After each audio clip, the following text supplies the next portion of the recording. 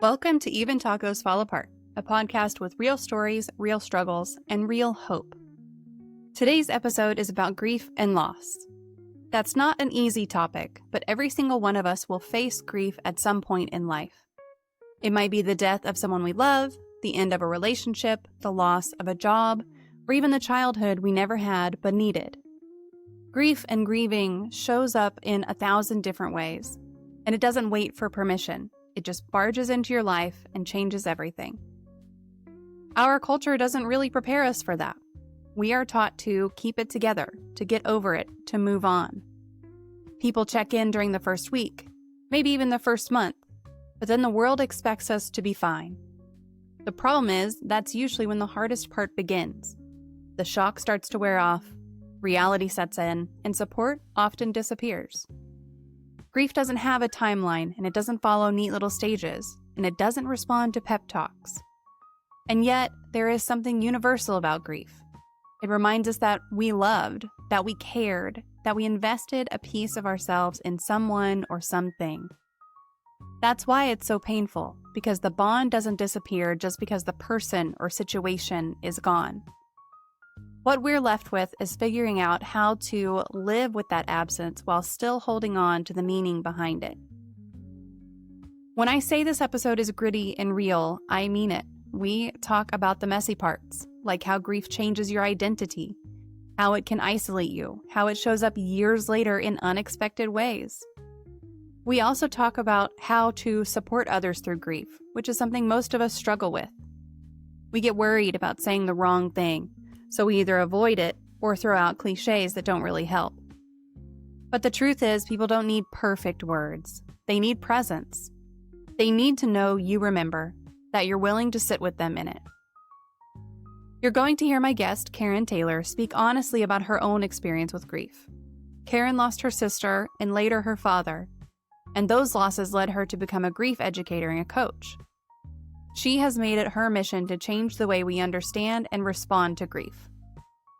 She shares practical tools like doing a loss inventory or using hypnosis to work through emotions that get stuck. But more importantly, she shares the perspective that grief is not something to fix. It is something to carry. This is a conversation for anyone who has felt broken by loss, anyone who has wondered why they aren't moving on fast enough, and anyone who wants to better support people that they care about. It's for people who are tired of being told to cheer up or to find a silver lining. And it's for folks who want honesty and connection. So if you've ever felt like you're not grieving the right way, or you've struggled to show up for a grieving friend, you are in the right place. Stay with me for this conversation. I hope it can serve to remind you that grief isn't something you face alone. Hello, welcome to another Mental Health Monday here on Even Tacos Fall Apart. I am super excited to have y'all here today. Thank you for tuning in. We are going to be talking today about grief and loss, and I am joined by Karen Taylor. Karen, thank you so much for taking the time to sit down with me today. So excited to be here for this conversation. I think it's going to be a good one. And grief and loss is something that, we all really experience in our lives. It's kind of unavoidable. So I hope that this conversation is one that who are here and listening and watching are interested in. If you have any questions while we are here, I'm going to open up a question queue, and you are welcome to ask questions in the chat while we're live, and we'll get them addressed. But thank you guys so much for tuning in. Karen brings more than 2 decades of corporate experience, along with a deeply personal story that reshaped her entire path. After losing her sister in a devastating fire, Karen became a certified rapid transformational therapy practitioner and grief educator. She now helps people move through grief in a way that's not just about coping, but about rediscovering themselves and finding meaning after everything changes. Karen's work challenges the idea that time heals all wounds and instead offers a powerful, personalized approach to healing that honors pain while helping people step into what they are becoming. I am, like I said, really looking forward to this conversation, and I hope that it gives everyone both insight and also maybe a little hope if you've ever struggled with grief or loss, which I really do think that probably all of us have. And I have a couple of social links and resource links for you guys already. So I'm going to go ahead and pop those into the chat. But if you are looking to connect with Karen, feel free to pop over to her website. There's a free resources website as well. And then there's LinkedIn and TikTok too. So make sure you go and connect with her, engage with some of her content, and yeah, all of that. So Karen, thank you so much. I am, like I said, really looking forward to this conversation. Me too. It's an important conversation. And, I'm just so grateful that others are willing to welcome me into that. And there's people that, want to lean into it as well. So grief excites me. I know that sounds kind of weird, but it is. I think there's a lot that we can do in this space and need to do in this space. Yeah. It is a little weird to say, like, I get really pumped up about talking about grief, because that's not something that most people would. You don't say the word grief and then you're like, yay. Right. Yeah. And, very exciting just from the standpoint of there's a lot of outdated materials and models and thoughts around grief. So I think the excitement comes from what I know is the opportunity for us to embrace kind of a modernized approach to grief, which is going to help tremendously in the processing of something that is it's unavoidable. Yeah. Can you share a little bit about what led you to becoming a grief educator and a therapy practitioner?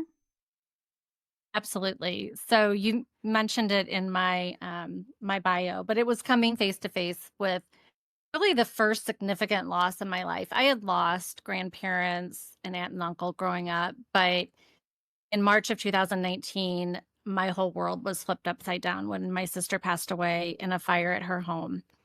And when they say that life can change in an instant, I firmly understand what that means, because that's what happened. Life was one way on March 3rd, and it was completely different on March 4th for my entire family. I never thought I would be a grief educator or a grief transformation coach. That's not what I dreamed of when I was a little girl. But life, has a way of showing you, what you're supposed to be doing and what you're meant for on this earth. And this certainly is my purpose in this world. So as I started to try to, figure out how to heal from a loss of this magnitude, two things became very apparent to me. One is we live in a very grief illiterate society, and a lot of the materials, like I mentioned, the models are just outdated. They don't really reflect the experience that many of us are going through, which leads us to feeling like we're doing grief wrong. So I wanted to bring a more updated, modern approach to grief processing and healing. And the second thing is that my understanding is how grief changes you. I mean, it changes you on so many different levels. And I think the thing that was most surprising to me was how much this became about rediscovering who I was. And so those were two pretty significant gaps. And so I created something to fill those gaps. Yeah. I know that it's difficult to think about, like, your life really can change just in an absolute instant, but it's very true. And if you've ever experienced something like that, first of all, I'm sorry, because I know it sucks. But yeah, you know exactly what Karen's talking about. It's just one day is one way and the next day is different. And it's a whole other, it can change your entire life trajectory. I wouldn't be here doing what I'm doing if not for something that happened to me. And it was a single incident. And it's one of those things that is just like, that's it. It's done. The way I was before is done, and now we're moving forward in a different way. So yeah, I get that. Quantum asked, when and where was the fire? If it's too difficult to talk about, don't worry about it. I was just curious, and also sorry for your loss. And you kind of answered that, like it was at her home. So do you want to talk about that a little bit more? If not, it's totally fine. Yeah, no, it was at her home. And we live in Illinois. And I got two phone calls that night, actually. The first was from my mom saying that there was a fire at their home and they couldn't find my sister. And I I served the role in my family as kind of the fixer and the one that would be the neutral, calming, voice of calm when things happened. My mom, my sister would get kind of, frantic about things, and I was always the one to come in and just be calm about things. And so when I was talking to my mom, I'm like, she's probably shopping, everything's fine. She's okay. But there was something in my heart that I knew it wasn't okay because my son was studying that night. I remember he was at Starbucks studying, and I called him. I said, "You need to come home." There was just a part of me that knew. And then the second phone call I got was from my brother-in-law, and I heard him say the words, "There was a fire and Christy didn't make it." The next thing I said was, "But she's okay, right?" So that was my first introduction to shock. Had never experienced shock before, so I didn't know what that looked like or felt like. But yeah, they lost their home. My brother-in-law and my niece and nephew walked away that night with no home and losing their mom and his wife. So it was extremely devastating on every level. Yeah. Yeah, absolutely. That's so tough. That's so tough. Like from your perspective of losing someone, but then from their perspective also, like it's just the ripple effect of that loss is massive, even if it doesn't seem like that to people who aren't in your family. It's like it touches every person who's in there in that situation. Absolutely. Absolutely. Just as impactful as it was to me, seeing them walk away with nothing, was just, to this day, I even say those words, and it's hard to even say that. Yeah. Because like you said, the impact was so big. It was it was almost hard, to even begin to comprehend how you move forward from that. Yeah.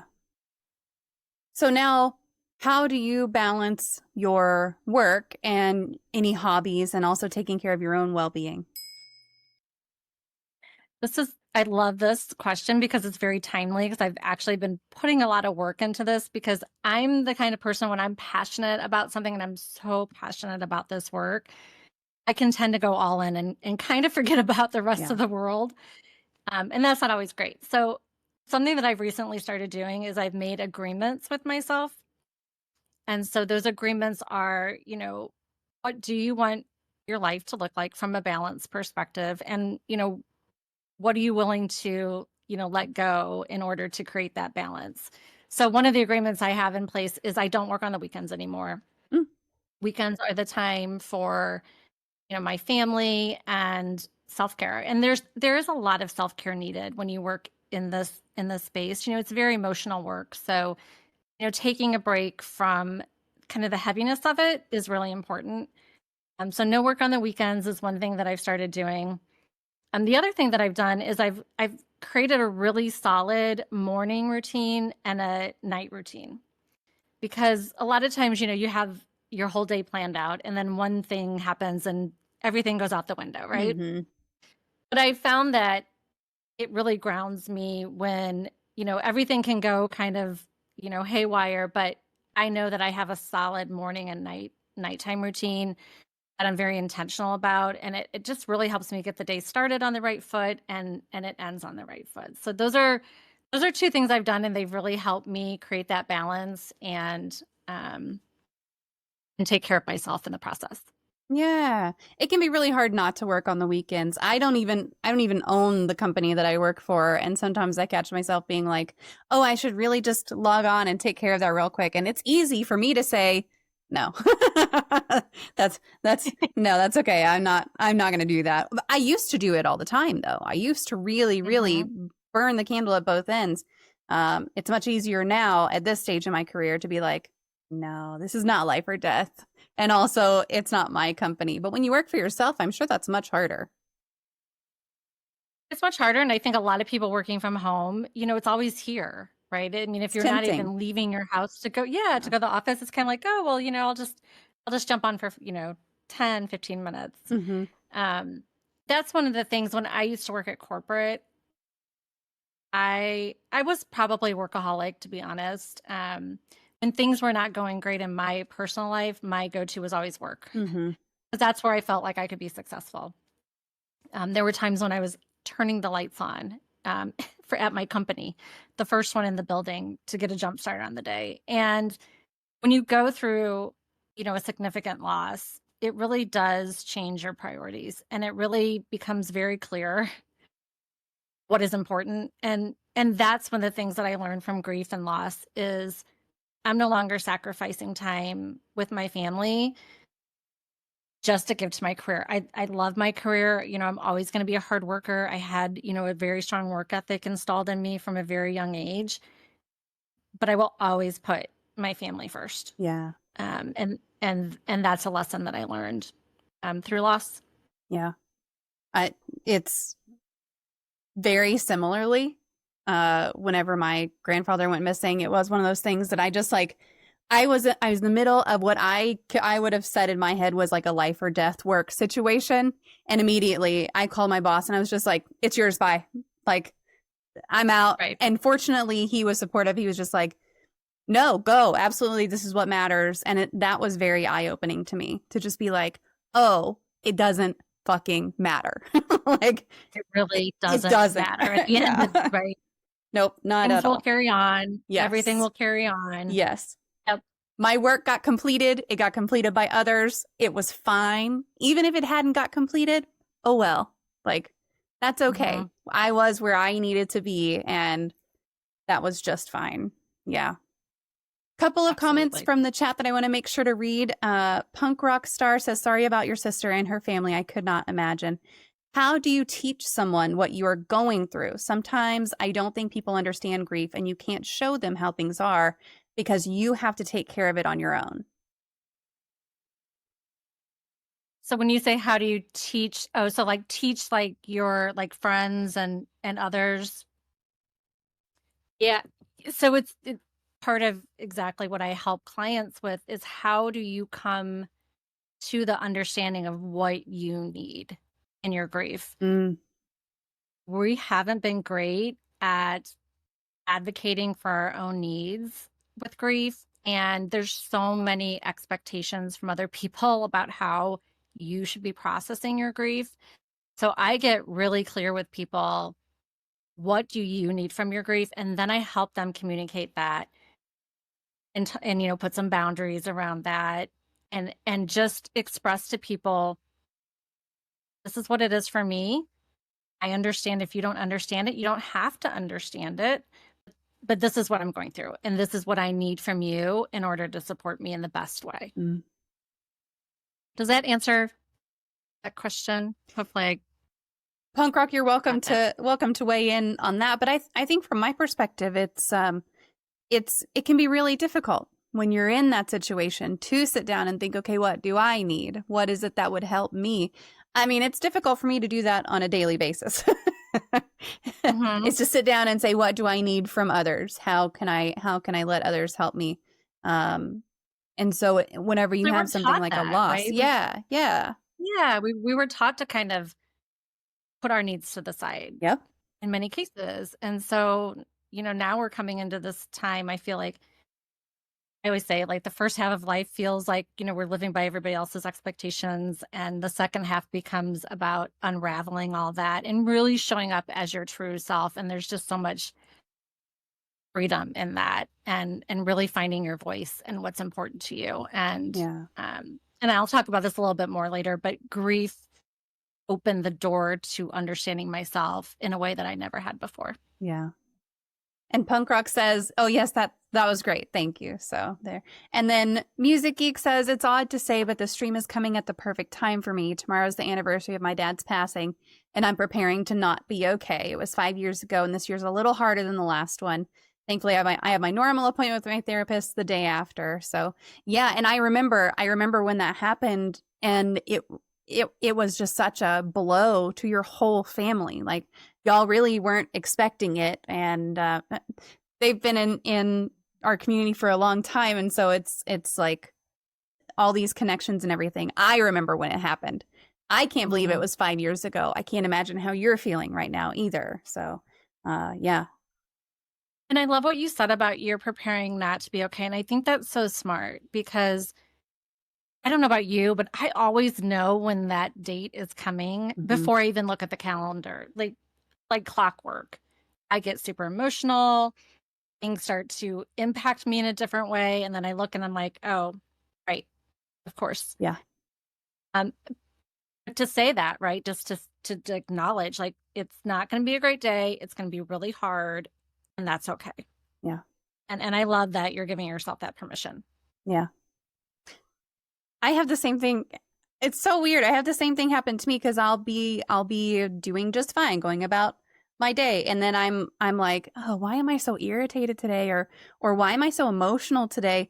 And sometimes it takes me a couple of days before I realize what it was and what was going on. And it was that date was creeping closer. And there's a couple of big dates in my life that do that. One of them's in December and one of them is in March. And it's just like, oh, why am I feeling like this? What's going on in my body? And then once that realization hits me, I'm like, oh, I'm not going crazy. Right. There's a reason for this. Yes. And the body keeps the score, right? There's a very well-known book, by that title. And it's so true. Your body knows before you kind of mentally connect it. Yep. That book comes up so often, and I still have never read it. And I want to read it so bad, but I am not very disciplined at keeping up with nonfiction books and reading them, but I really should pick that one up because the number of times that it comes up on this show is just wild. And it's absolutely a dense true. Book. It's a hard, it is a bit of a hard book, right? That's what I've heard. It's one of those books. Yeah, you kind of have to put it down, pick it up, and then maybe even read it once through and then a second pass for it to really sink in. Maybe I just need to say, all right, I'm going to give myself the whole year to get through this book. I read books like they're candy. Like I read them. I'm constantly reading, but all nonfiction. See, I'm the opposite. I never read anything just for play. It's always these personal development books. So we should make a pact that we'll kind of cross genres there. You know what? I am absolutely willing to do that with you. Absolutely. I set a goal this year is to read 12 audiobooks or listen to 12 audiobooks because I'm bad with audiobooks too. And maybe I could add okay, what month are we in? We're in. Maybe I could add okay, I want to read one nonfiction book also. I could commit to that. Do you have a true crime story that fascinates you? So many fascinate me. I will admit, when I, end the night and I want to relax, I turn on true crime. Mm-hmm. That is the way that I wind things down. So the one I think that sticks out to me the most is Lacey Peterson. Oh. And I think it's because it's the first time that this question really came into my mind, and it's been repeated so many times as I've watched other, Datelines or documentaries about this. And it's the question that, you hear the story and you think murder was the best solution that you could come to when somebody was going through all the challenges and what was going on in their life, and then murder was really the best option. And that fascinates me, and it continues to fascinate me. And I yell at my TV all the time, and I'm like, there's so many other things that could happen. Why is that, what we choose? But I think it speaks volumes to our societal breakdown about how we handle conflict and disconnection. And I really think there's so much that we can learn from these true crime stories. And, many of these cases highlight people who clearly never learned how to process intense emotions, right? It's not something that most of us were taught.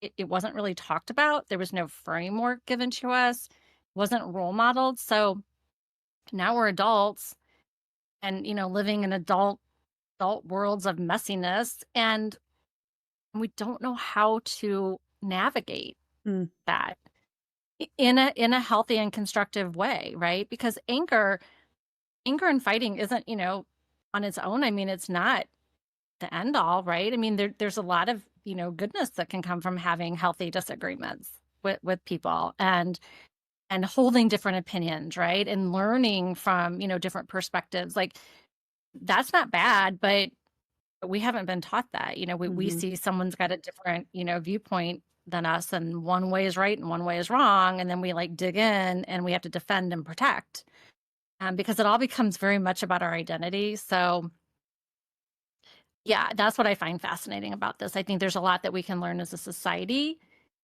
that we need to pay attention to and really start to help people process and work through difficult emotions in a healthier way. Yeah. I mean, anything is more healthy than murder. Come on now. There are so many other ways that you can do that. But my 18-year-old and I both share kind of this fascination with true crime. And every time Netflix comes out with a new documentary on something, it's like, I know within a couple of weeks it's going to be up on the TV while I'm working, or he's going to want to sit and watch it or whatever. But it's really interesting to me to sit and watch those with him.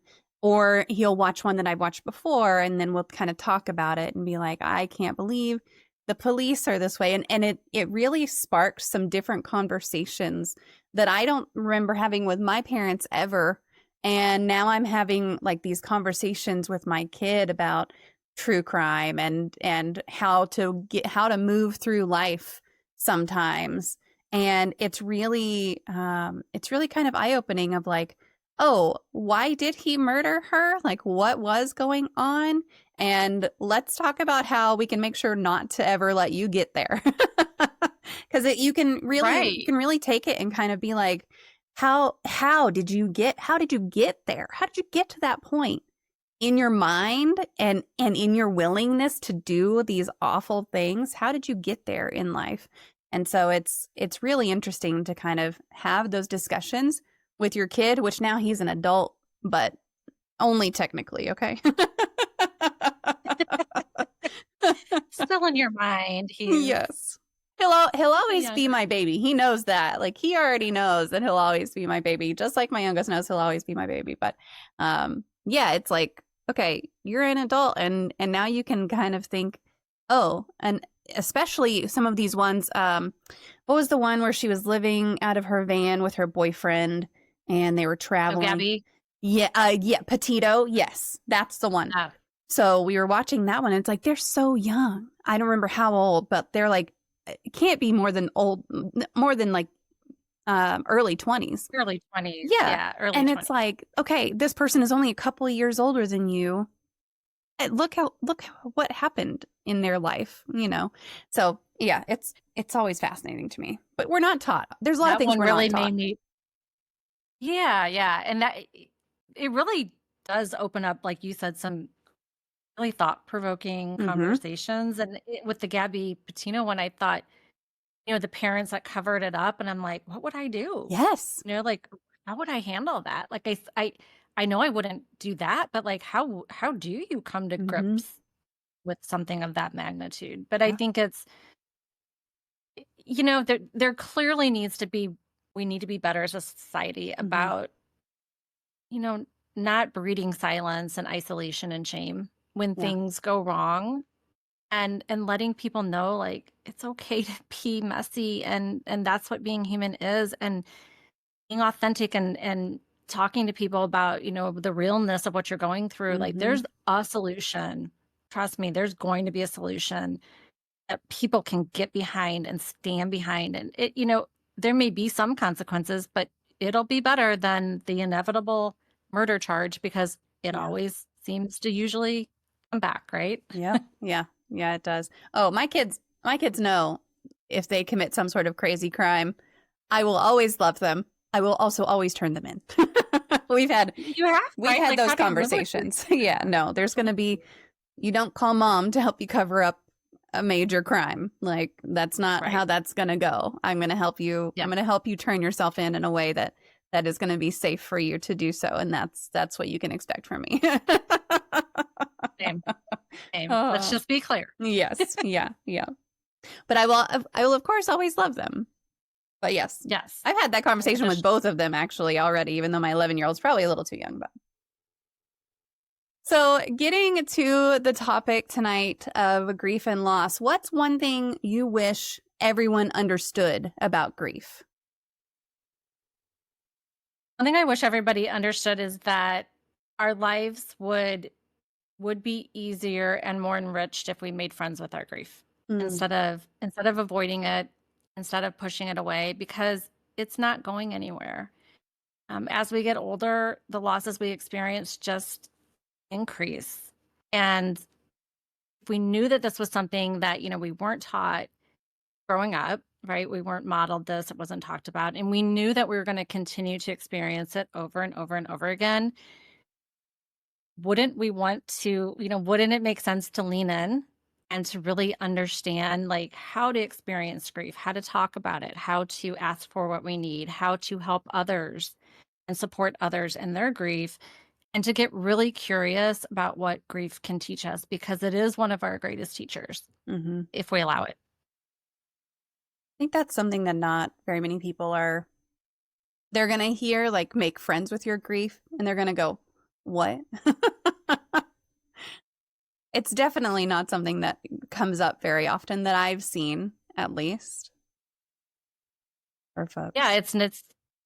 it's not a conventional, right? Mhm. Approach, but it's one that's been learned that, Yeah. I see it all the time. And I read comments, hundreds and hundreds of comments, and talk to so many people who are suffering in their grief. And, my question is always the same. Are you, pushing it? Are you, you know, not wanting to look at it, not wanting to embrace what it can teach you, or are you leaning in and wanting to understand, you know, and I remember having that conversation after my sister. I remember vividly saying, if you teach me what this is supposed to, bring into my life, and what I'm supposed to learn from this, and what I'm supposed to take from this, I will carry this message forward. hmm And that was the agreement that the universe and I made. And universe upheld its end of the deal. It took me a little bit longer to get on board with this, that this is really, what I was going to do. But it really is something that isn't going away. And so if we know something's never going to go away, and it's going to be something we continue to experience, and this, that we're not just talking about losses related to death. I mean, there's losses all around us all the time. And so, you know, I would rather lean into that and understand, like, how do we get on the same, page? If it's going to be something I'm going to continue to experience, I want to be on the right side of it, I guess, if that makes sense. Yeah. I want to dig into that a little bit. So, you talked about losses being around us all the time. So, grief definitely comes from things other than death. What kinds of grief are you talking about? Is that things like divorce or job loss or even just estrangement? Are there other things that grief can come from? Oh, yes. So many things. The way I frame this up is change equals loss, and loss equals grief. Mm, So, we have so many changes in our life. And I also think it's helpful to kind of level set around some definitions, because I was using grief and grieving interchangeably mm, my whole life, really. And they actually do mean different things, and the meanings actually matter. So, grief is the healthy response to loss. So, if we form an attachment to a person, a pet, a thing, and we lose that, we are going to have grief. And grief is the emotions that happen when we're carrying on. It's a random Tuesday. We hear a song on the radio, or we smell something, or a picture pops up. And it's just that wave of emotions that come up that remind us of how deeply we loved hmm that person, that pet, or that thing.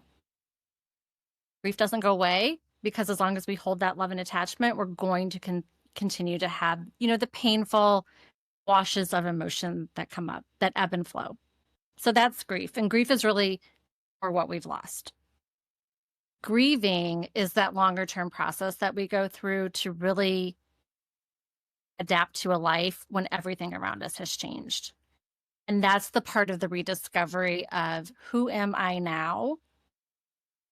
That, somebody may say that I've lost my spouse, or that, I'm no, my child has passed away, or I've lost my parents. Like, who am I in this world? Because we're so role identified that it really throws us, and we don't feel like ourselves because the role that we've always served has changed.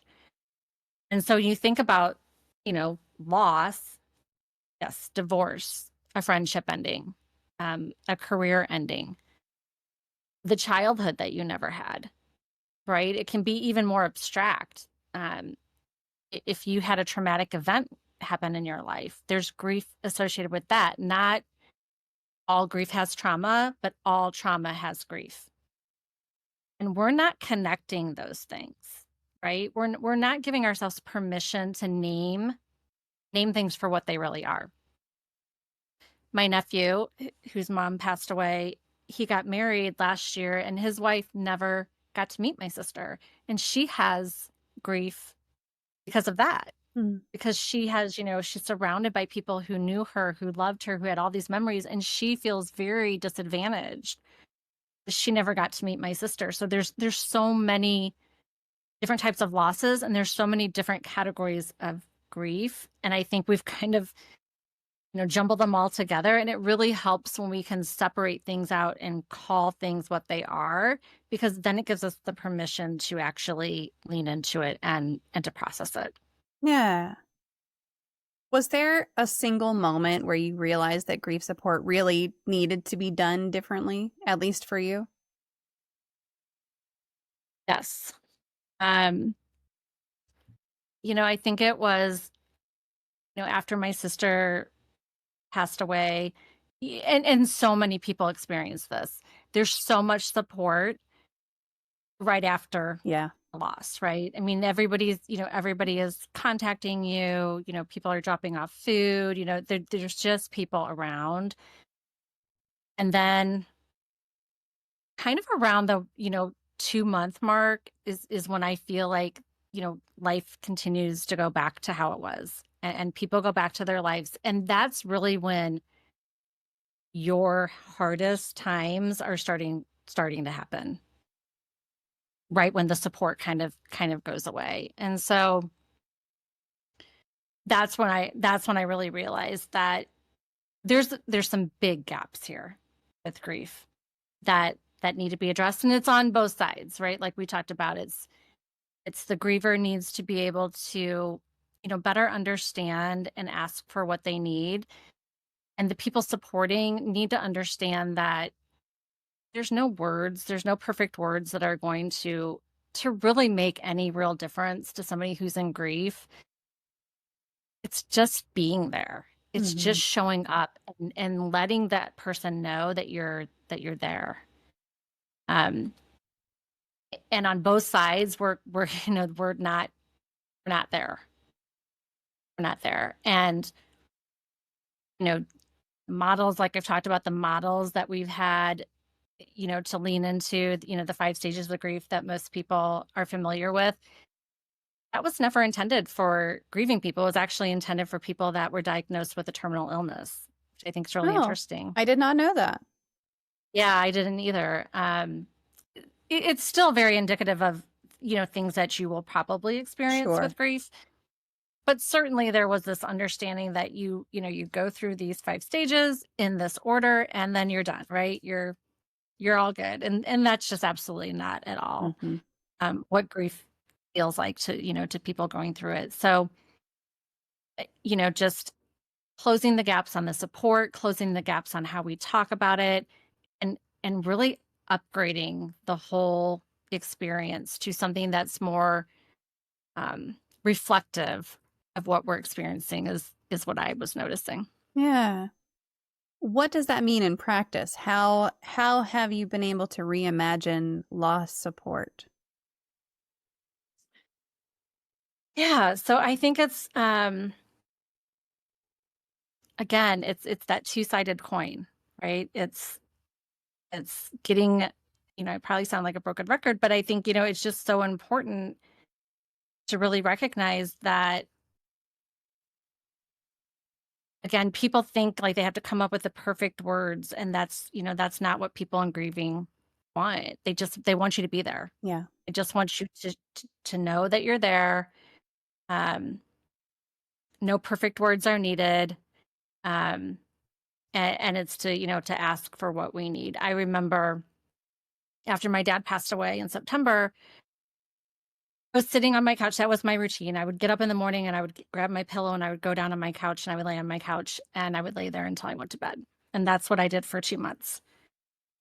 And there was a time when I was laying there and I was getting resentful to my fiance because he wasn't picking up on what I needed. And then I remembered it's my responsibility. I have some ownership in this to go to him and explain to him what I need. And that's what I did. And I said, listen, here's what I need. It was 3 things. I said, we need to carve out some time each week that we can talk about my dad. I just want to, talk about memories. I want you to ask about him. I just kind of want to talk about how I'm doing with this grief process. So 1 is some dedicated time. 2, I need a lot of hugs. Like, if we're passing in the kitchen, just give me a hug. I probably need it. And then 3, don't make me feel like I'm broken. Like, please just never make me feel like I'm broken. And the further we got away from the date of his loss, the more important that became. Because it just comes, right? Just last week, there was a day when I was in a bad mood and I didn't want to be around anybody. And all I have to say to him now is, I'm having a grief day. And he knows what that means. And he's like, got it. And so he gives me my space. And it's just, you can't quite even articulate how much it can change the experience for not only the person going through the grief, but for those wanting to support. Because the truth is most people in our life, they love us, right? They love us. They want to support us. They're just so uncomfortable with their own emotions around this. And it brings up the thoughts of their own mortality, which is not something that most people, really want to spend a whole lot of time thinking about. And the truth is that, we're not great at witnessing other people in pain and not wanting to fix it. Yeah. Our first kind of order of business is, let me make this better for you. Yep. And you can't with grief. It's not a fixable situation. And so reimagining it to me is letting it be what it needs to be and letting that be okay. There is no one way. And when I work with clients, I do have a framework that I walk people through that incorporate some of the, the kind of the major gates that you walk through on a grief journey, but everyone is different. And so you have to meet people where they are in grief and do that really without expectations, without judgment, just compassion, because, this is something we're all going to go through. And if we can really show up for others in a very loving and compassionate way, others will show up for us that way. And we'll normalize this experience instead of, keeping it at arm's length, keeping it in the shadows and shaming people for how they experience this, because it's a normal reaction to loss. You talked about kind of naming the 3 things that you needed. And, one of them was hugs. And this came up the other day with my 11-year-old, and I had read something that said, you need 8 hugs. Every human needs 8 hugs every day.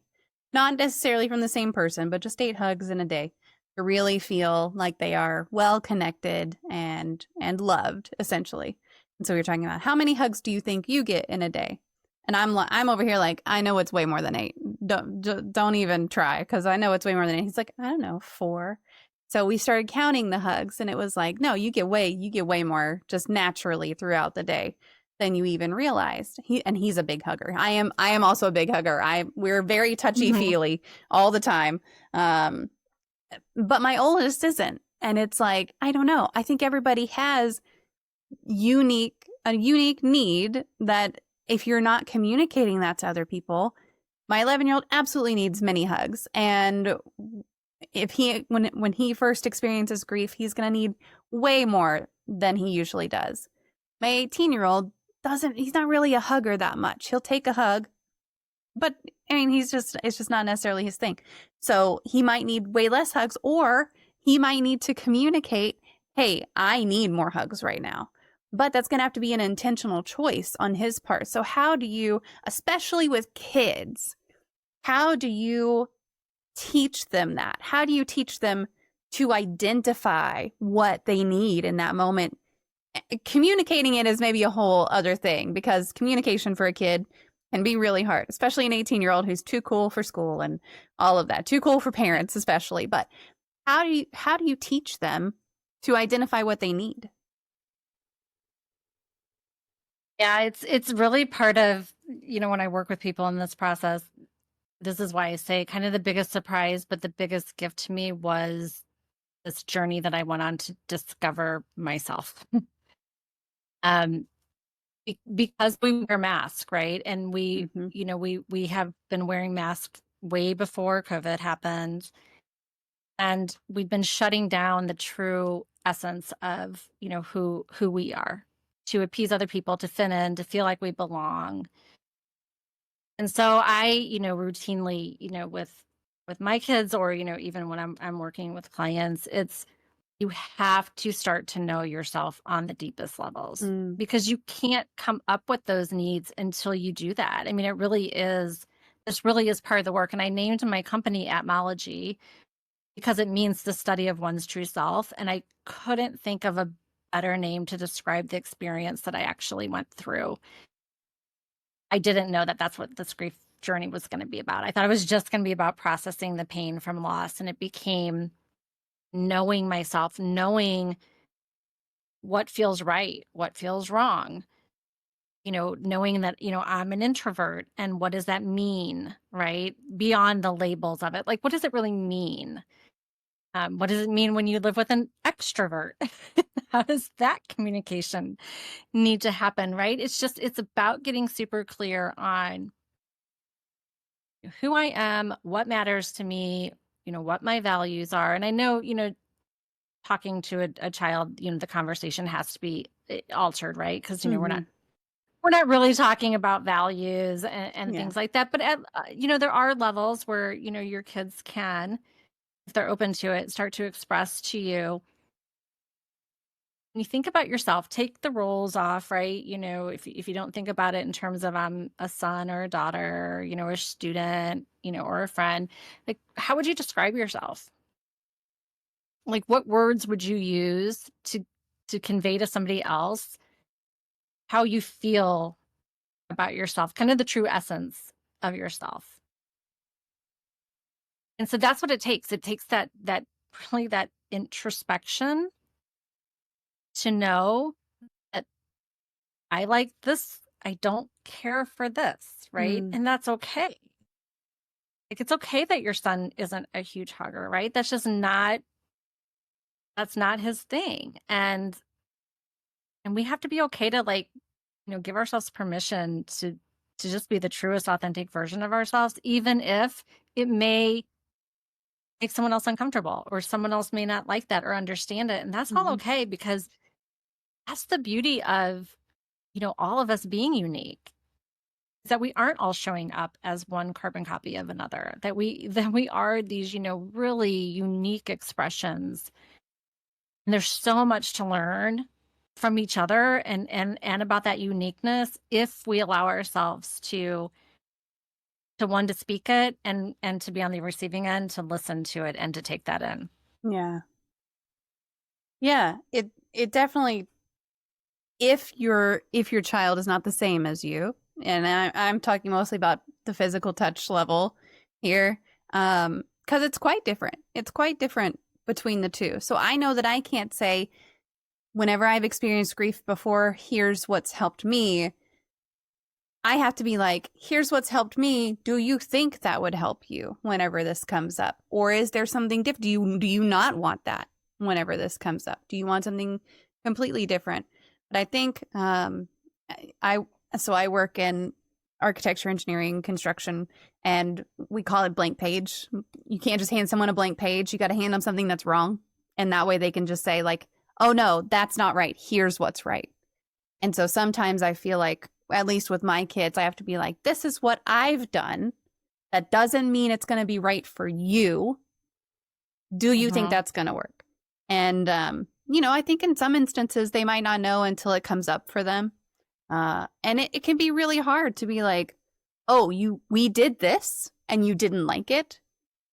It's hard as a parent to be like, that's on me, because it's really not. It's really on like, okay, we're trying to figure things out together and that didn't work for you, and that's okay. We can just move on to the next thing. But yeah, it can be really difficult to explore that with your kids when you're in the middle of something like grief and loss. Yeah, that's such a good example. And I think a lot of times if I do share with my kids, like, this is how I'm doing it, that's automatically going to be to them. Yeah. Not yes. the right way. Yes. So like that's true too. Use that. Ew, mom likes that. Yeah, if you like it, then I'm going the opposite. Yeah, that's interesting. It was when my sister died, my daughter was young, she was much younger at the time, and she really couldn't handle anyone talking about it. Mm.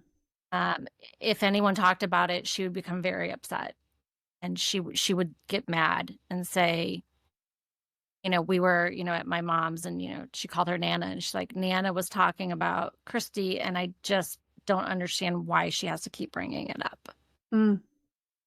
And, this was a month after, right? And so, I think it's the first time that, you really have that opportunity to start to talk about everyone's going to process this differently. Like, it is going to be a different experience for everybody, but none of it's wrong. Mm-hmm. And for her, it was just a very uncomfortable, thing that she didn't want to look at, because if she looked at it, then it made it real, right? There was avoidance happening, and that's not, for a younger child who doesn't know how to, deal with these complex emotions, like, that's not unexpected, right? Mm-hmm. So it's sharing, as adults, we've had a lot more losses in our life, so we've come to understand what we need, and how we need to process it. And so for some people, it's going to be talking about that person a lot because that's what they need. And for other people, it's going to be not talking about it. And it doesn't have to be one way. And so I think that's the first kind of conversation is let's really talk about how individualized this experience is, because every relationship is individualized, right? Even siblings that, grow up in the same household, they have different relationships with their parents. So there's just no one size fits all with this. Yeah, very true. Why do you think the traditional time heals mindset is so limiting when it comes to grief? I think it sets you up to be disappointed and frustrated. Mm. There is certainly a time in very early grief, which I call the free fall, when you've just learned about this loss and you that's what you feel like, you're in a free fall where there's nothing else to do but let some time pass. Mm. That's absolutely, I feel like, a time when it's like, yes, let time just kind of go. And eventually you're going to start to feel yourself coming out of that free fall. You're going to start to feel like you'll know that day when you're like, okay, I can breathe a little bit easier. I feel like maybe taking a shower and getting dressed and leaving the house today, right? Those are all steps that you're coming out of free fall, and then you're really just landing right into the early grief. And I don't really talk about stages or timeframes because it is so different, but there's markers that we go by when we're working with grief and loss that can be helpful. But I think where it becomes more problematic is in the grieving process, because time alone is not going to change anything. at that point. It is what you do with your time. It is what you learn. It is what you discover about yourself. It is, how you adapt to living in a world that, has significantly changed. That's going to make the difference. It's not just time. The time is going to pass, but it's whether you choose to engage with the time and to learn about yourself and to learn about this process and to learn, what you need. That's going to make a difference, and that's going to determine how you experience this going forward. Yeah. Yeah. Can grief resurface even years later? And when it does, how should someone handle that? It absolutely will resurface, because grief is, if we kind of go back to that definition, grief is the part that's not going to end, right? It's going to continue as long as we hold that love and attachment. We are going to continue to experience grief. So you should expect it to resurface. Absolutely. And there's no way to know when it's going to happen. I mean, we can, again, these, anniversaries or birthdays or holidays, we can anticipate, some of that happening, but it's the randomness of it that you can't. I was driving in my car recently, and I was thinking about my daughter's birthday, and we had a trip to Chicago planned, and it was just going to be so fun. And my favorite song was on the radio, and I was just happy. I was just kind of like in my car doing my car jam thing that I do. And literally within the next second, I was bawling because I thought about my niece and nephew, and I thought about how sad it is that they don't get to experience that with their mom. And that's what grief is like. One minute you're fine and you're happy, and the next minute it just comes over you. And I would say when that happens, the best thing you can do is just allow it to be exactly what it is. Again, if it comes up and it takes you out and you need a day on the couch just to veg or to cry, let that happen, because what we run from pursues us, but what we face transforms us. And so, it is there to help, but we can't push it, right? We do need to embrace it and just let it be what it is. And to know it's normal. I think that's probably one of the hardest parts about grief, is that there has been this misconception that there's an end point with it, that there's a getting over it. And I think that's really messed us up, because people are like, when is that going to happen?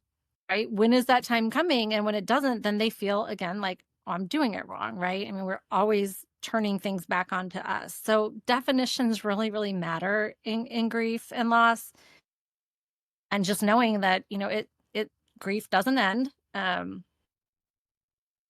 think with, you do have to look at it a little bit situationally, right? Because with divorce, you're probably not carrying that love and attachment forward with you. So there is probably going to be an ending point with that, right? But maybe not from like the hopes and dreams piece of it, right? I mean, I remember after I got divorced, it wasn't grief over the relationship ending. It was grief over all those things that I thought were going to happen for us in life. So it takes a little bit of a different form, but it will resurface. And I think if the sooner that we can kind of understand that and have some kind of agreement on that, I think we can handle, we're going to handle that better, because we're not going to expect it to be different than that. Yeah. It's interesting that you brought that up about divorce, because I was thinking, just like, I did grieve a little bit whenever I got divorced, just because I had life plans and they weren't going to go how I thought they were going to go. I was not grieving the person. and I don't think I ever had I mean, there were some things that happened that, and I do think that I grieved who I thought the person was. I grieved the idea that I was having in my head.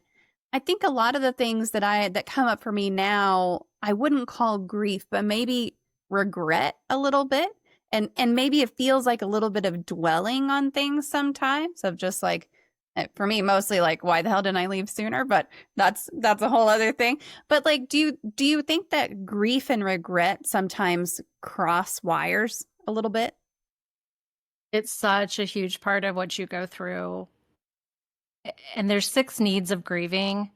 They're not stages, but they're needs, and you can't skip them. And so they are having your grief witnessed, expressing your feelings and your emotions, releasing the guilt and the shame, and that's where Mm. the regret comes into play. Um, I always forget this one. Um, Integrating the pain and the love, Mm. finding meaning, and I'm going to come back to the other one. Um, I think like 90% of grief work is about releasing the regret and the shame that we feel, Mm. because our mind hates uncertainty. Yeah. It truly, it's the worst thing for our mind, is to be uncertain and in that state of uncertainty. So our mind would rather put us in a place of blame Mm. because it gives some illusion of control. And Interesting. so, right? Fascinating. And that made so much sense to me when I learned that, because countless nights, and everybody who has gone through this knows what I'm talking about.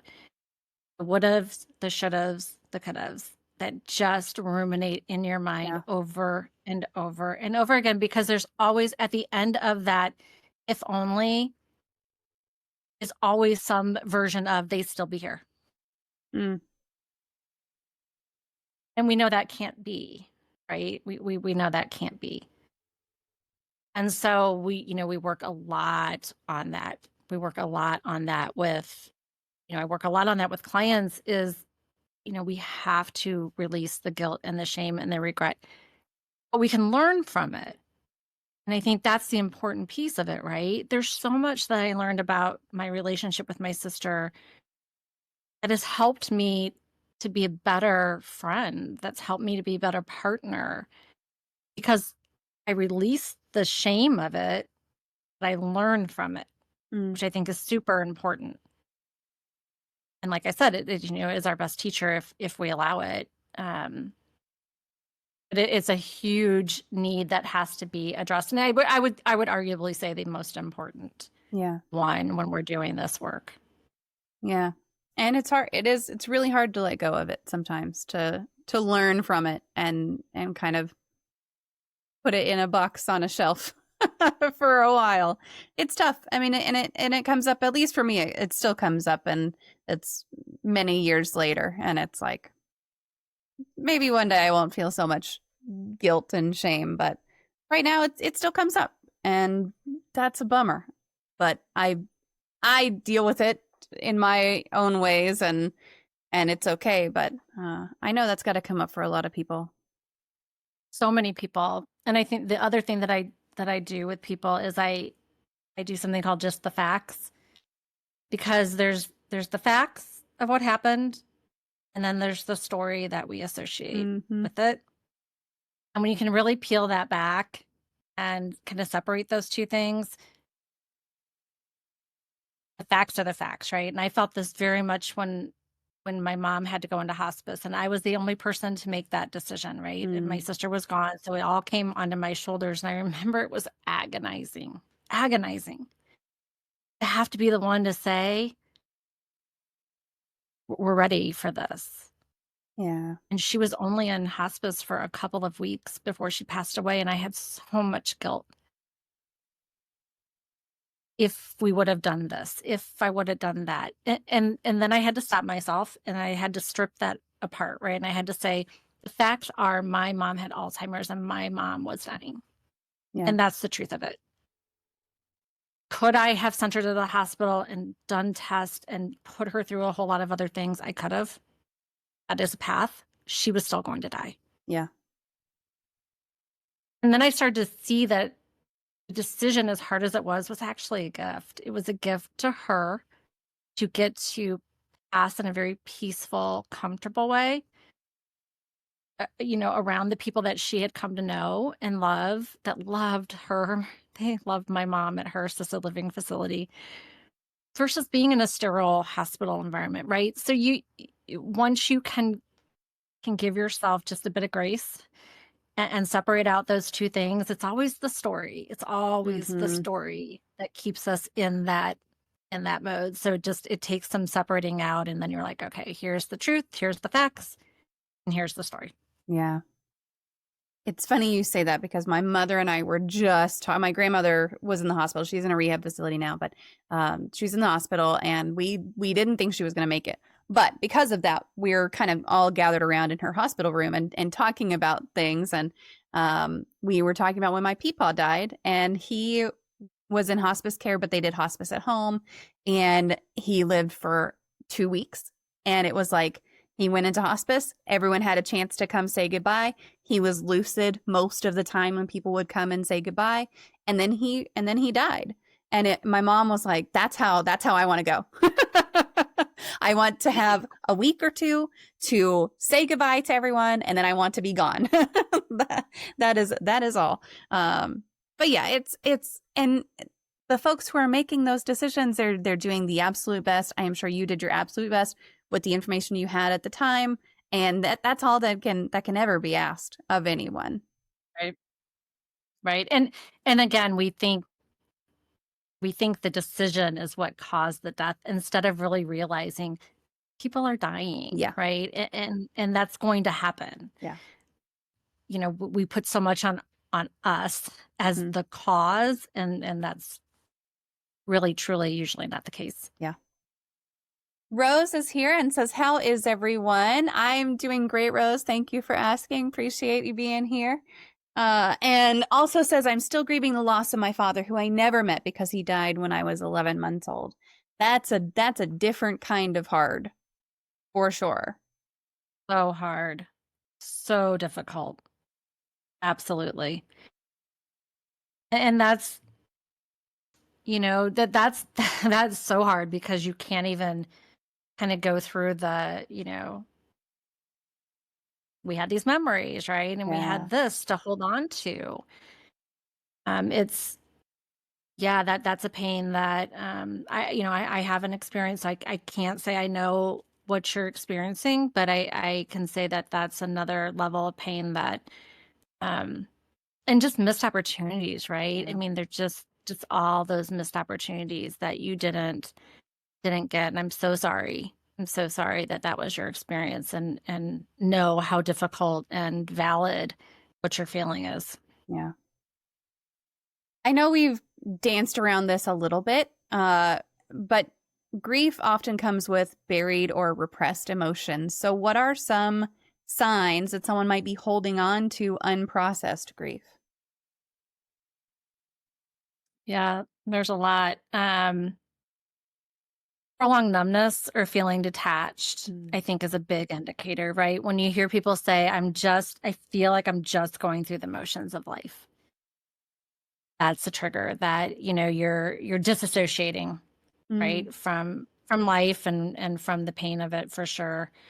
When things happen that normally may just irritate us a little bit, sometimes, it would create this overreaction that you might not expect that type of thing to create. So that's another indication that there may be something deeper that hasn't been addressed. Avoidance, for sure.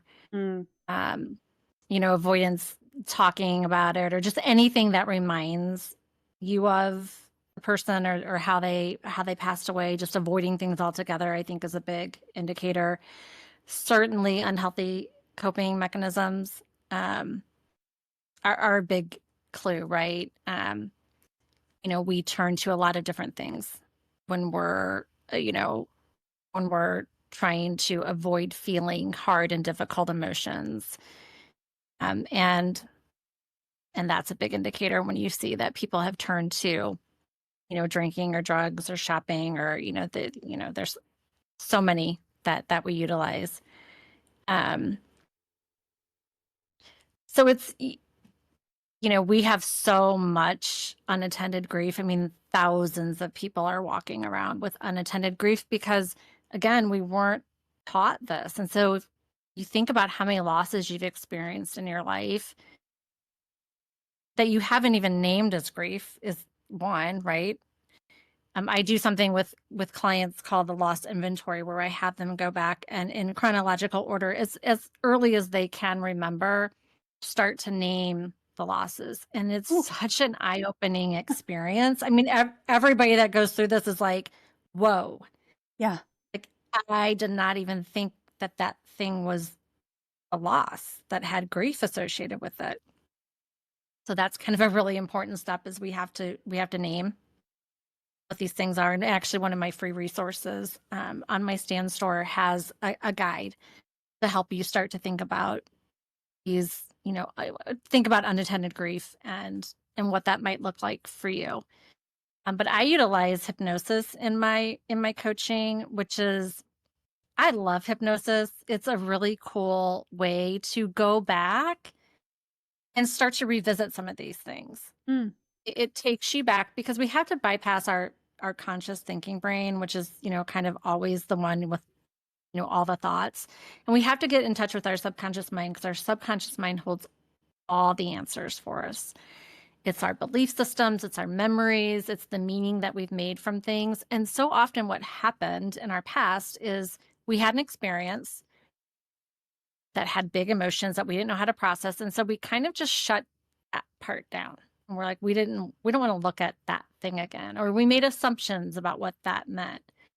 And those assumptions became our belief systems. And our belief systems are our identity. And it's all now how we show up in life.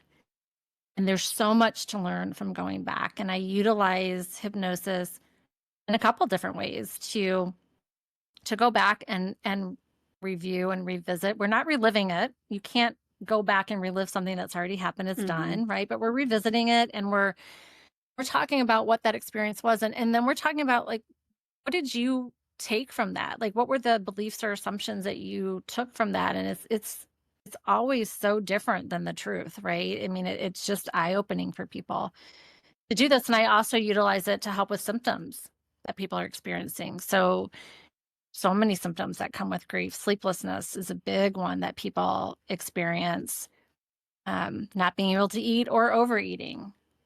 Just the anxiety and the stress that's related to all of this.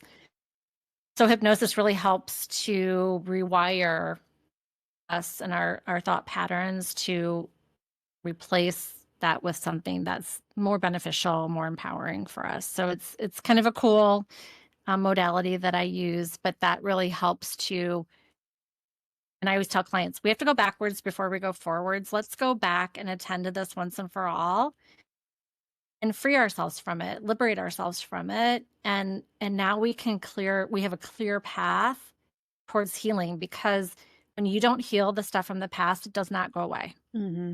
It absolutely does not go away. And what happens keeps coming back up with each new loss that you have. So it makes the new loss even that much more complicated and hard to get through. Also stacks up and causes lots of really impactful things to our body, to our relationships. It doesn't manifest in a very healthy way at all.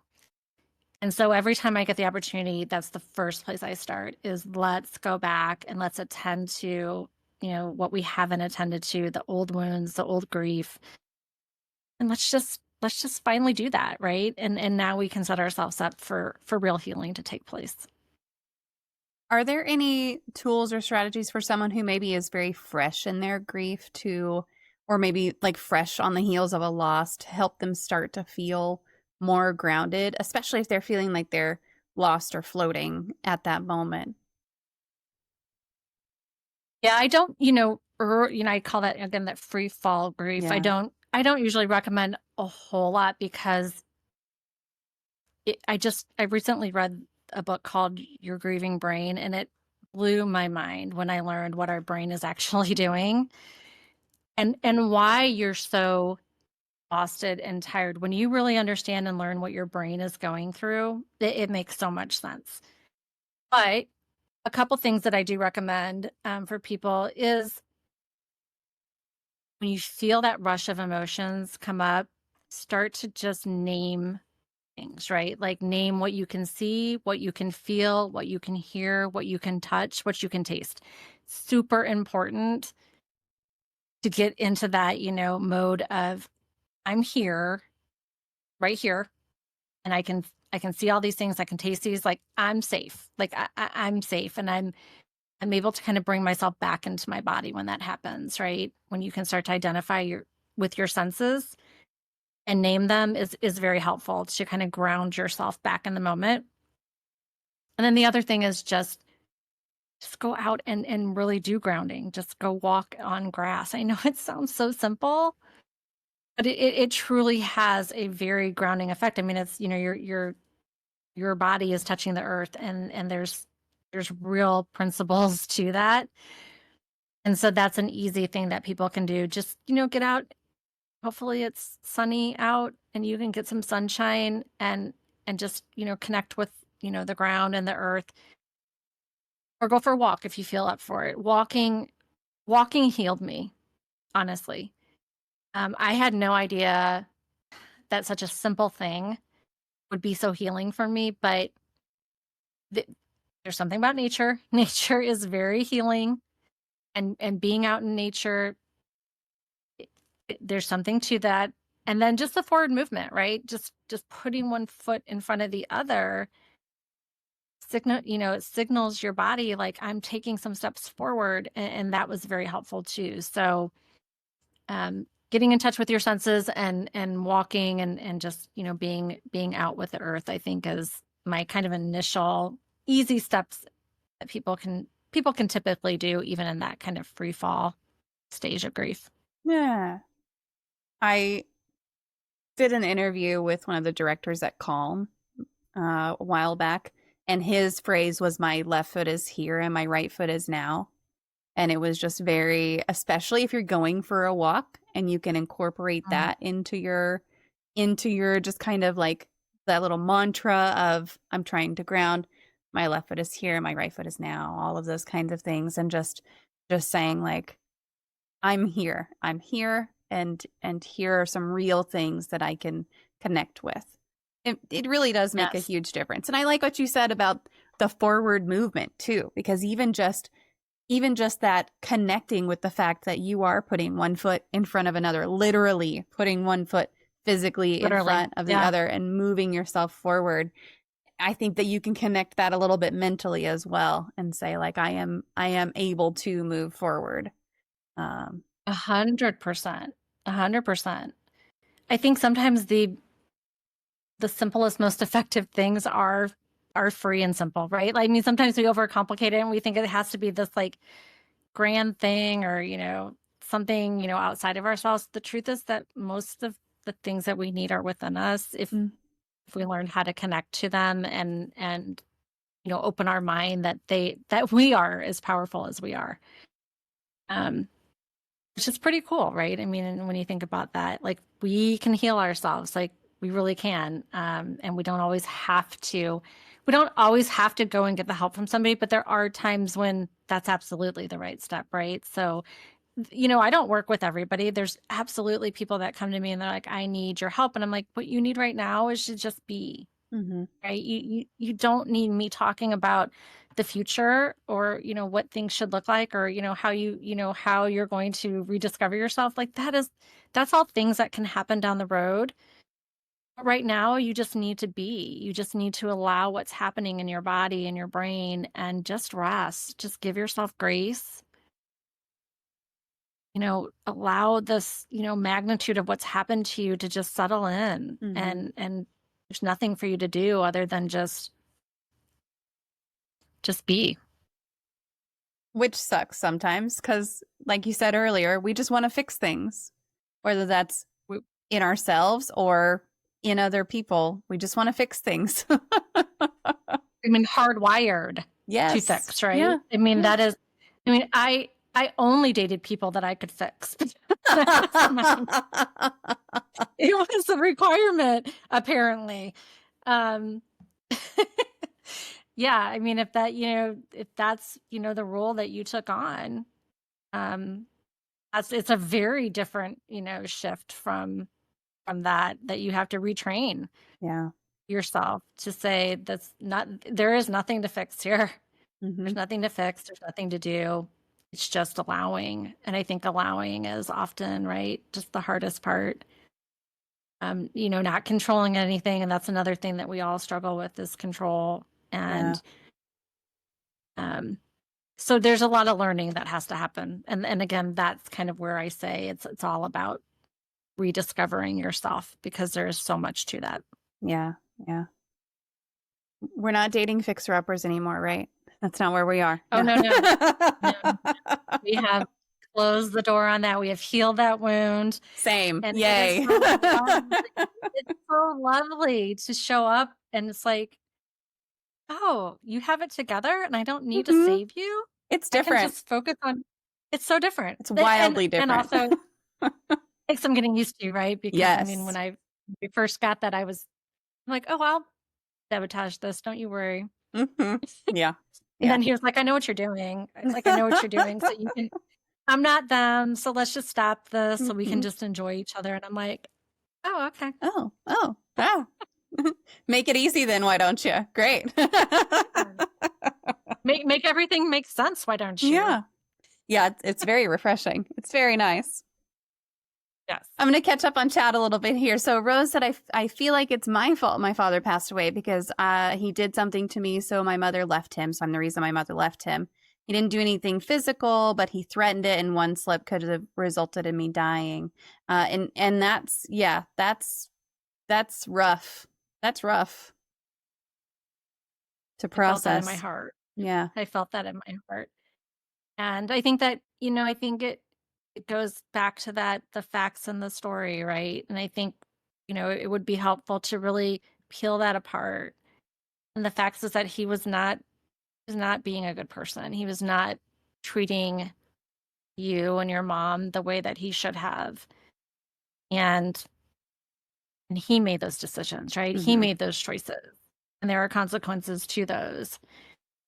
And letting yourself off the hook and really separating yourself from that story, I think would be helpful to go through, because I think you'll see that that squarely landed in his actions. Yeah. And none of that was in your control. None of that was in your sphere of control whatsoever. So it's not at all. That wasn't something that you had any say over. You were 11 months old, you said? Like, that's not it. Yeah. But that's hard. That is hard to cope with. And I would definitely encourage you to bring that up in therapy for sure. Just so that you can start to work out. We were talking about feelings of guilt and shame earlier, and it's definitely one of those things that you gotta deal with. And what did you say earlier? The things that you run from pursue you, and the things you face transform you. I love that. I love that so much. Mm-hmm. Yeah, I think about that often when I want to just avoid something. I'm like, I can run from this, but it's still going to be there, and it's going to be even more than it was. But if I face it, it's it's going to change me, and it has always changed me for the better. Always. Yeah. Oh, Rose said I was 8 months when my mother left him, and he passed when I was 11 months. So even younger, even less. Not that an 11-month-old can control literally anything in life, but even less. And again, remember, your mind is doing this because it wants to create some kind of certainty around what happened. When we don't know what happened, our mind will just put the blames directly onto us. So just know that that's probably what's happening here too. Yeah. And that, you can have that conversation with your mind that I'm an adult now, right? And I know, and I have a better understanding of things. So we don't need to do that anymore, right? We don't need to continue to do that. I mean, I feel like, I talk to myself all the time, but in a conscious way. But it does. It takes us kind of, having those heart-to-hearts with ourselves, and to say there's parts of us that want to protect us. And it goes back to, a long time ago when we needed protecting. you Yeah. know, when things were scary and dangerous. And if you didn't belong, you know, in your tribe and you got kicked out of your tribe, there's real danger that you were going to be killed. And that's why belonging is so important to us today. That's why it feels like we're dying when someone rejects us, right? You've had that feeling before. That's that old programming that's still in place where we have to now step in and say, hi, fear. Thank you. I do need you when there's real fear in my life. Please don't, like, you know, abandon me totally. I still need you if there's, you know, a serial killer on the loose, like, protect me, but don't need you to protect me from just the everyday things or to put blame on me where it's just uncertainty. Let's not do that. What advice would you give to someone who feels stuck in their grief and doesn't know how to maybe take the next step? So I go back to a model that I think models that I think work. Um, the first is kind of, you know, releasing the 5 stages and that there's a certain way you go through it and that grief is linear and really leaning into those 6 needs. And so again, and I remembered that last one now, so I'll kind of run through those again, but having your pain witnessed. So you need for other people to see you in your pain and to show up for you in your pain and not try to fix it, but just to witness that pain. That's very important. Kind of rule one with this. Step one, expressing your emotions and getting really in tune with what you're feeling and not just the surface level stuff. And I have this feelings wheel. I don't know if you guys have seen this or use it, but it's really helpful because we keep things very surface level with our emotions, right? It's like sadness, anger, happiness. I mean, there's just a few emotions that we usually equate to most of our experiences. But when you like drill down, there's a lot of emotions and feelings that we're having. And if you can name it, it's very helpful to be able to process what you're actually feeling, right? Like, oh, it's not fear, it's embarrassment that I'm actually feeling. And those are very different, right? But it's just a more nuanced feeling from that top level emotion. So I love the feelings wheel. I think it's very beneficial to be able to name and express what you're feeling, releasing that guilt and shame, being free of old wounds is the one I couldn't remember. Again, we talked about that, super important. Integrating the pain and the love, and that's where you can carry both because that's what it takes to move forward. We're never saying we're getting over it, we're leaving it behind. That's not the approach. The approach is how do we hold the love and the memories and carry it forward with us as we build a life that feels meaningful and fulfilling again, because that's all possible. But it's not an either or, it's an and. And then finding meaning, and it's never finding meaning in the death or the loss. It's finding meaning in the experience that you went through, right? It's like when you're reaching, you know, you set a goal and you're trying to reach the goal. I mean, how many times have you gotten to that goal and it just doesn't feel as like, you're like, I thought it would feel different. I thought it would feel better than it does because it's not the thing that gives us all the reward. It's the journey that we go through in trying to achieve that thing. And that's the same thing with finding meaning. There will be meaning for you to find if you're open to it, and it can be some of the most life-changing moments, really. I mean, I wouldn't have found my purpose in this world if it weren't for what happened, and I would give it all back in 1 minute, 1 second. I would give it back in 1 second if she could be here again. And everybody feels that way, right? But we can't. And so because I can't, wouldn't I rather be in this position where I have found my purpose and I am able to use what was the most devastating thing in my life to help other people and to give people a survival guide that, you know, I had to figure out and was really hard and it took a long time and it cost me a ton of money to try to figure that out. And now I can show up and I can say, meeting you where you are, this isn't a one size fits all, but these are things that are going to be very helpful for you to visit and to move through as you process this. Um, Having a coach, I do think, having somebody else, I think, is very helpful because we all have blind spots, and it's hard to see the picture when we're in the frame, right? And so somebody else coming in can really, again, somebody who's been through it, lived experience, has the education behind them, the training, is aware of kind of some of these updated models is very helpful. And then the other thing I would say is you need to give yourself breaks from the grief. I leverage the dual model for grief, where it talks about being in the grief and actively processing the grief, and then it talks about taking a break from that and re-engaging with life. And it is avoidance, but it's intentional avoidance.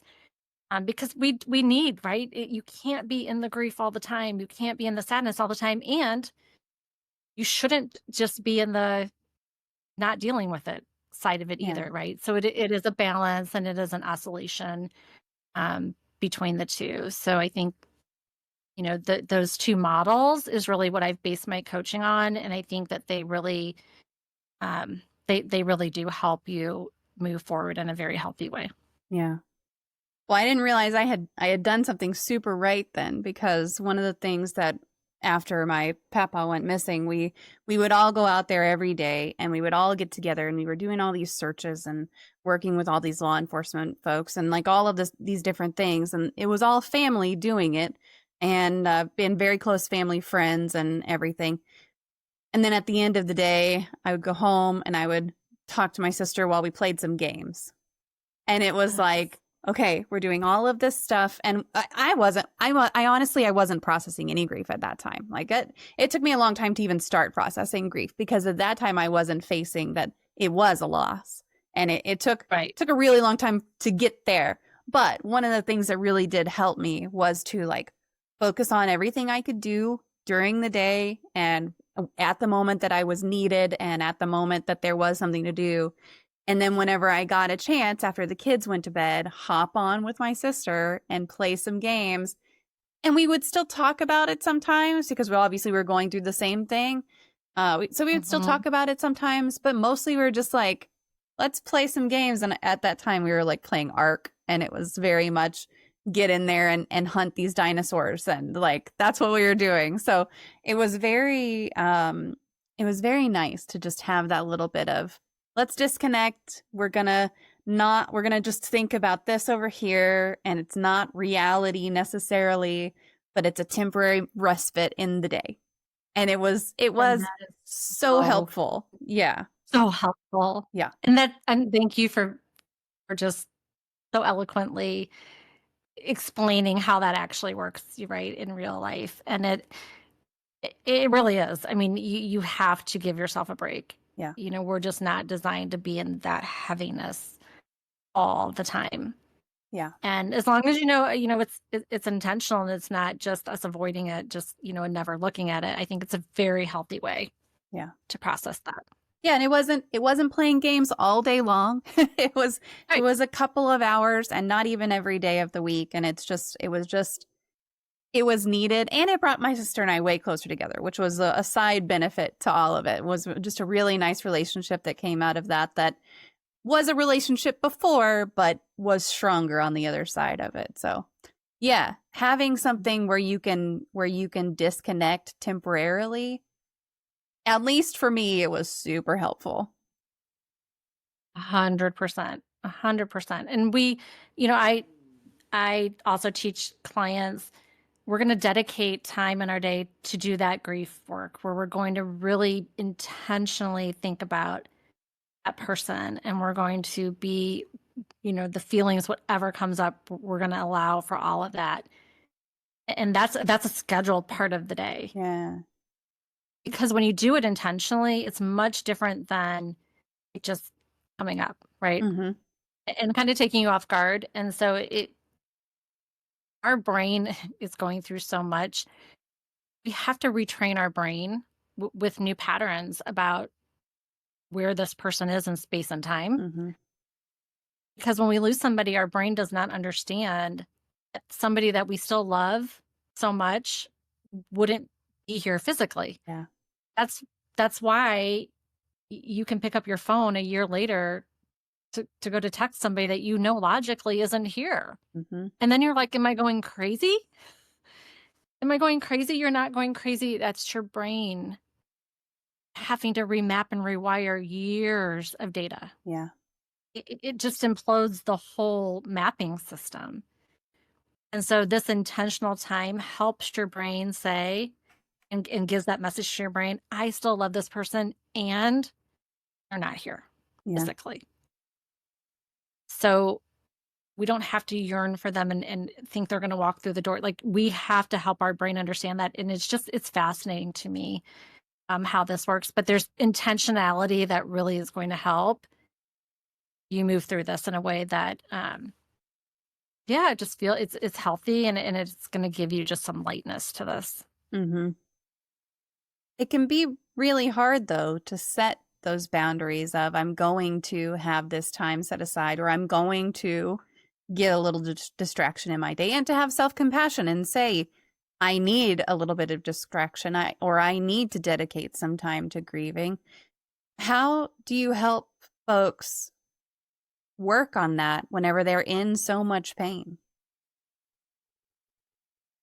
Yeah, boundaries are tough because, again, we are held to so many other people's expectations about how Mm-hmm. we should be doing things, and grief is no exception. And in fact, it's worse than grief. There was a study, and I don't remember the name of the organization that did the study, but they surveyed people to see like how long they thought it took people to get through grief, and the average response was 2 weeks. And I'm like, Oh my 2 gosh. weeks? I'm like, That's even nothing. name it 2 weeks, right? Like, but it just highlights the misconceptions that there are about grief. And so when we're in pain, we often feel very guilty for standing up for our needs and for doing what we need. And, especially with grief, if we pull back, we think we're going to hurt someone's feelings, or, they're going to think it's rejection. And we have to reframe it. So I help clients reframe that it's not rejection, it's self-protection. And you need that. And it needs to be whatever you need it to be, regardless about how anybody else feels about it. And I talk about boundaries the same way I do in grief or not in grief. Boundaries are there to allow you to have a relationship with somebody else in a healthy way, right? Because the alternative is, and if you can't respect my boundaries or what I need, then the alternative is I don't have a relationship with you. Right? So I'm trying to maintain this relationship, but it has to be built around what my needs are. And even if that makes you uncomfortable, and even if you don't understand it, like, that's okay. That's okay. But it has to come from doing things on our terms. Yeah. How can friends and family best support someone who's going through a loss without trying to fix it? Just be there. Presence is such a true gift. And continue to talk about them. I think that's the other comment I hear and people tell me all the time is we're so afraid that the world's going to forget about the person that meant so much to us, or the pet that meant so much to us. Like, the world does go on, and that is going to happen, right? And no one expects the world to stop, even though your world has absolutely stopped. Not that we're expecting that to happen, but we just don't want people to forget about who was most important to us. So bring up that person. And I know, again, everybody handles it differently, but I would say almost everybody says, I want people to ask me about them. I want you to ask me what they were like. And that is so true when people say to me, and it catches me off guard because I'm not expecting it. I'll be talking to someone, they'll be like, I'm so sorry for your loss. And they're like, what was she like? I'm like, what? Like, what was your sister like? And I'm like, thank you. Like, yes, I would love to tell you. And it puts you in this, it changes your whole state. When you know that not only did this person matter to me, but they mattered enough to somebody else, they want to know about her. As Mm. someone who didn't know her, that's powerful. Or share, if you did know the person, share the stories and the memories that you had of them. That is, with my dad, when my dad passed away, I met so many. My dad was a huge golfer. I met so many of his golfing buddies, and I love hearing about the antics that my dad was, the ringleader of on the golf course, because that's who he was. And when I hear other people describe him and talk about the shenanigans, I'm like, yep. I'm like, that was him. And so it's just being there and then engaging with the other person and bringing them up and talking about them and just keeping their memory alive, because that's what's most important to us. Yeah. What does it mean to reclaim your identity after a major loss, and what does that process look like? Gosh, that's such a big um it's such a big part of what I do, and there's a lot to it, but it's essentially, so the way I describe it is it's focusing on the past, the present, and the future. So we talked about going back, right, to the past and revisiting and, meeting that need of being free from old wounds and, repressed grief. And so that's kind of the first part of it, because then we clear ourselves to kind of focus um on the, the second piece of it, which is the present. And um there's, just so much suffering that we experience with grief, about the other person and our pet, and it's so much about how they made us feel. So the grieving process, I said grief is really about what we lost, and grieving is about understanding what that person gave to us, how they made us feel, right? Because, as a sister, I lost my sister. So, I mean, that was a huge shift for me and a loss of identity. It's like if I don't, I don't have a sister anymore, that's how I've identified my whole life. So who am I? That's where you start to get, you start to hear those conversations, but I don't know who I am anymore. Like I don't Mm. recognize myself, because the way that we've identified our whole life is just shaken up. So the present part of the work that we do and reclaiming our identity is about understanding what that person, pet, or thing gave to us, what they meant to us, what they fulfilled for us, and how we can fulfill that in other ways. It's not about replacing, but almost always something or someone comes into your life, or you yourself start to fulfill what that person gave to you. So I don't have a sister in this life, but I have so many relationships that give me the sense of sisterhood, right? They give me the essence of what sisterhood is, but they're not blood related. You really have to start to look at things differently. When my dog passed away, I'm the silliest version of myself with my pets. And I don't know if anybody else can relate to this or if I'm the only one, but I am, the way I talk to them, I'm a total goofball around my pets. And when my dog died, I felt like that part of me went with my dog. And Mm. I'm like, you know what? I can still be silly and goofy and fun. It just, I need to find somebody else that brings that out of me, because it's just not really my natural way of being. And my fiance brings that out in me. He's kind of a big kid, right? And that's one of the things that really drew me to him, is he's just always like having fun. And I'm like, oh, we can be like this all the time. Like we don't have to give ourselves permission to just like be silly and have fun. Like that's what I was missing. That's a huge part of it. And then kind of the last vertical of it is the future. And that's where we're really getting clear about, what do we want, right? What do we want in this world? what are our values? What's important to us? What matters to us? Because especially when we're in relationships, everything gets very enmeshed and entangled into a we. And we often do lose parts of ourselves. And it's not that that's necessarily bad. It's just kind of what happens when we're in a relationship with other people. And so now it may be the first time in a really long time that we've had the opportunity to just say, who am I?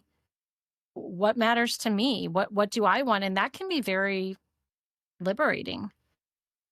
So it's all of those things, right? It's the past, it's the present, and it's the future. And it's quite amazing when people go through this program to see where they were when they started and who they are when they end and the transformation that takes place. I'm never not in complete awe. And just like, this works. Like, if you ever doubt like what you're doing works, and then you just, you see it go, time and time again. And it's a blessing that, I came up with this because I was searching for something that made sense to me. That's like my superpower, is making sense of things, taking a lot of information and pulling out just the most impactful pieces and putting it into end-to-end process and saying, here you go. Like, that's my superpower. That's, it comes naturally to me. And it's just a real gift that I can hand that to somebody and say, I know how disorienting this is. I know that you're looking in the mirror and you're not recognizing yourself. You don't feel like yourself. And when we try to go back to who we were, that's when we get stuck.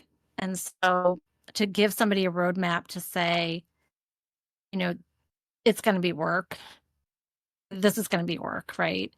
But it's going to be work where you're going to emerge on the other side of this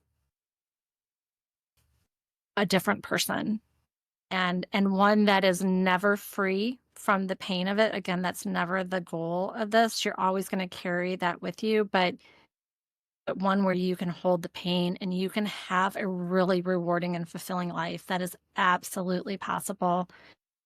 And I think it's what, grief is supposed to teach us. I think death is for the living. I think it's to say to you, for me, this is how I experienced it. Here's your opportunity. I have brought you to your knees. I've cracked you wide open. And I'm going to rebuild you into something different.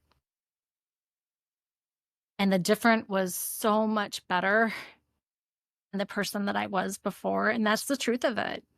That is the truth of it. And I am so grateful that I found these processes and this transformation, that I can now show up as the most authentic version of myself, who loves myself for the first time. That's what came out of this. I discovered that I love myself, all of me, the good, bad, and the ugly, all of it. I would never have gotten to that place had I not experienced the traumatic grief that took me down. It's a long journey to that, generally.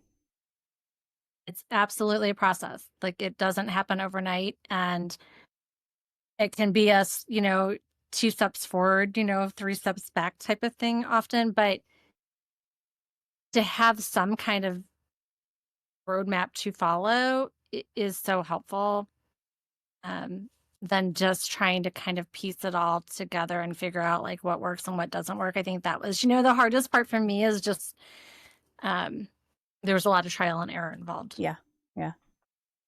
It's neat that you've kind of taken it and been like, no, I'm going to help people not have to do all that.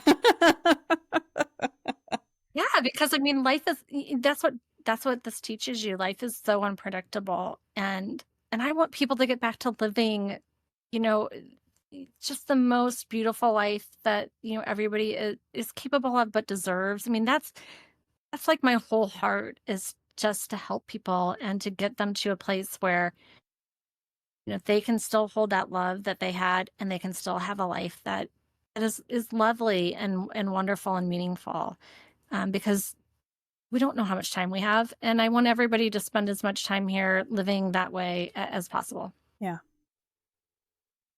Bite Mark would like to know, what is your favorite poem?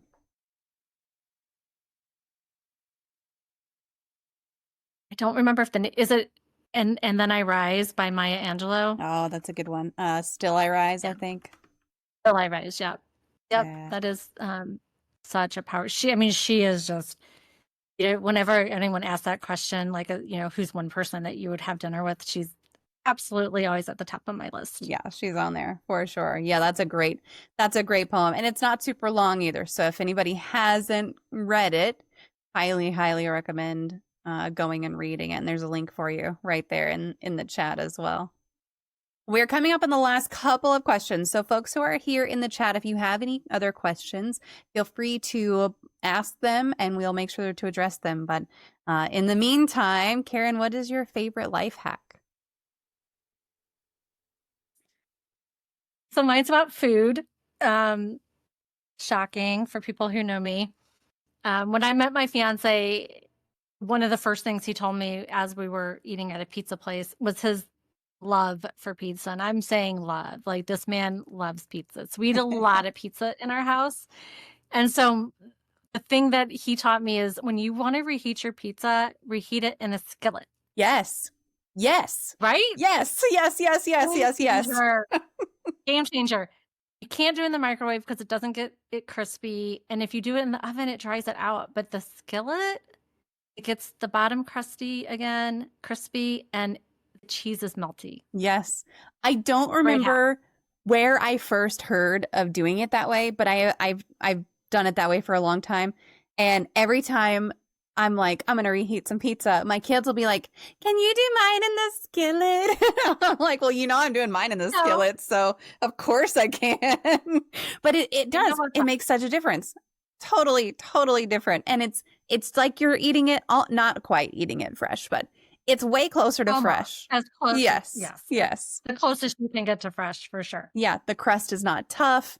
It's not chewy. Yeah, I love it that way. It's wonderful. I'm here for it. It's promoting more carbs in my life. Hell yeah. Yes, please. If you could wave a magic wand and eliminate one common opinion or misconception surrounding mental illness, disabilities, you're talking about mental health, what would it be? To eliminate the judgment around it. To stop projecting onto people that they have complete choice in how they show up. And we don't tell people that have broken a leg to just walk it off. And so this is something that I had to really reconcile with my sister because my sister did suffer from a lot of mental illness. And at the time, I was not a compassionate person and I did not understand mental illness as I do today. And so I said those words to her. Just be happy. Like, look at your life. Like, look at everything you have, right, from a material standpoint. Like, people would, love to have your life. Like, just be happy. And so now I understand that, it's just not a choice. But, the judgment just perpetuates that shame and that silence and isolation. And that is not a good combination to have. And so I think the magic wand would help us have a more compassionate, understanding, and supportive culture. And that is what's needed. Absolutely. Well, I don't see any other questions in the chat. So what I'm going to do is post your links one more time. So if anyone is looking to connect with Karen, feel free to click through on any of these. There's some free resources for you, a grief reality checklist, hypnosis recording for integrating grief and loss, unattended grief guide, and more. And then LinkedIn, TikTok. And what I always say is that engagement is really the key here. So if you do go through to LinkedIn, TikTok, or anything like that, make sure that you leave a comment, leave a like, go through a couple of posts. That's what really helps all those algorithms and discoverability. And with that, Karen, I will just turn it over to you to share any resources that didn't get mentioned or anything else you want to talk about. No, I so appreciate the conversation. And again, just the openness and the willingness to talk about this topic that can be heavy. It's not always the topic people are raising their hands. So for everybody that came on, thank you for opening your heart and your mind and, you're the real MVPs here for showing up and, wanting to learn about a topic that, is not the easiest. So just continue to, lean into your grief and embrace it and, for what it's going to teach you, because it's quite the teacher. It's quite the teacher if we allow it. So just blessed to be here, blessed to be able to share this message. Yeah. Thank you, Karen, for joining us today, just for taking the time. I enjoyed this conversation, so I hope that others will as well. But definitely thank you for taking the time out of your evening to join us today. That was my conversation with Karen Taylor on grief and loss. I know it was heavy, but that's the point. Grief is heavy. It's not something we can just tidy up with a saying or a timeline. What I appreciate about what Karen shared is the reminder that grief isn't just about death. And it's not something we ever truly finish. It's all about the moments life forces us to adapt, to find a way forward when we don't get to choose the outcome. One of the things that really stuck with me is how important it is to be honest about our needs when we're grieving. We can't expect our friends or partners to read our minds. Saying, "I need to talk about this," or "I need you to just sit with me," makes a world of difference. And on the other side of that, when we're the person trying to support someone else, the best gift we can give is to keep showing up, not just at the funeral or the first week, but later when the silence gets loud. This isn't just about major losses either. Everyday life throws curveballs, whether it's the end of a relationship, a job that defined you, or even the realization that your childhood didn't give you what you needed. These are all forms of grief that deserve attention. Talking about them out loud, like Karen encourages us to do, helps take away the shame of feeling like we're too sensitive or still stuck. If today's episode spoke to you, please take a moment to like, subscribe, and leave a comment or a review for Even Tacos Fall Apart. That is how more people who are struggling or searching for hope can find the show. Share this episode with someone you think needs to hear it, because chances are you know somebody right now who's carrying their grief alone. And remember, even tacos fall apart and we still love them. So even if you're falling apart today, I still love you.